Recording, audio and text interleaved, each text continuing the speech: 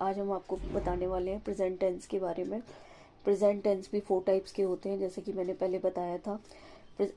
आज हम लोग पढ़ने वाले हैं प्रेजेंट टेंस के टाइप 1 के बारे में, प्रेजेंट इंडेफिनिट टेंस।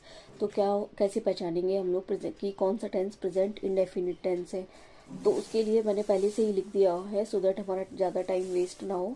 तो सबसे पहले मैंने इंग्लिश में स्ट्रक्चर इसका लिख दिया। सब्जेक्ट प्लस डूइंग वर्ब में एस और ई एस लगाते हैं, प्लस ऑब्जेक्ट। ठीक है, तो सब्जेक्ट क्या होता है? सब्जेक्ट होता है हमारा नाउन या प्रोनाउन। एक एग्जाम्पल पहले मैंने लिखा हुआ है, राम गोज टू स्कूल। और हाँ, ऐसे मैं हिंदी में भी बता देती हूँ कि हिंदी में कैसे पहचानेंगे कि ये प्रेजेंट इंडेफिनिट टेंस है। तो इसकी डूइंग वर्ब में ता है, ती है, ते है, इस टाइप के वर्ड्स आते हैं। ता है, ती है, ते है, किस में आते हैं? ये डूइंग वर्ब्स में। जैसे एक एग्जांपल बताती हूँ, वह खाता है। खाना क्या है? आपकी डूइंग वर्ब। उसके लास्ट में क्या आया है? ता है। सपोज देखो, अगर हम ये बोलें वह कुत्ता है, तो ये आपका प्रेजेंट इंडेफिनिट टेंस नहीं है। नहीं तो आप लोग सोचें इसके लास्ट में भी ता आ रहा है, ता है, क्योंकि ये जो कुत्ता है ये नाउन है। लेकिन मैंने आपको क्या बताया कि डूइंग वर्ब में लास्ट में ता है, ती है, ते हैं, ये वर्ड्स आते हैं। ठीक है, तो एक एग्जांपल मैंने लिखा था, Ram goes to school. Ram क्या है आपका? सब्जेक्ट। नाउन या प्रोनाउन वो सब्जेक्ट होते हैं। गो क्या है आपकी? Doing verb. डूइंग वर्ब के साथ में क्या लगाते हैं? एस या ई एस, वो हमने यहाँ पे लगा दिया।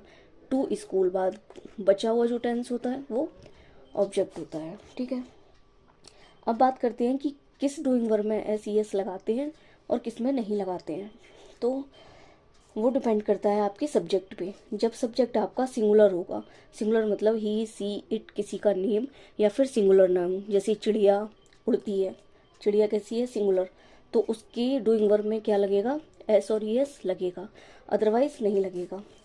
ये मैंने लिख दिया है, डूइंग वर्ब में एस और ई एस लगाते हैं, किसमें? सिंगुलर में।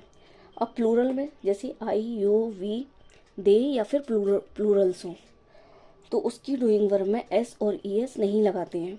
मतलब जैसी डूइंग वर्ब होती है एज इट इज़, उसको वैसे ही लिखते हैं। एग्जाम्पल मैंने लिखा हुआ है, यू कुक द फूड, मतलब तुम खाना पकाते हो। पकाना क्या है? आपकी डूइंग वर्ब। और डूइंग वर्ब के लास्ट में क्या लगा हुआ है? ता है, तो मतलब प्रेजेंट इंडेफिनिट टेंस हुआ। तो इसका मैंने क्या बताया? यू क्या है? यू है प्लूरल आपका। ठीक है, प्लूरल सब्जेक्ट है। इसके डूइंग वर्ब क्या है? कुक। इसमें मैंने लिखवाया है डूइंग वर्ब में एस और ई एस नहीं लगाते हैं, तो यहाँ पे हमने एस और ई एस नहीं लगाया है।